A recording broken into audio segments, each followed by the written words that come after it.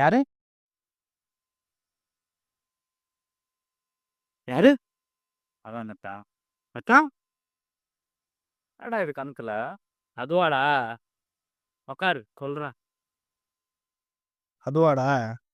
நீ வழக்கம்போல என்னை இறக்கி விட்டு போயிட்ட. நான் பஸ் ஸ்டாப்பில் ஓரமாக உட்காந்துட்டு ஆடியோவில் காமெடி ஆடியோஸ் படி கேட்டுட்டு இருந்தேன். அந்த டைமிங்கில் லெஃப்ட்டில் ஒரு பொண்ணு நின்றுட்டு இருந்திருக்கு.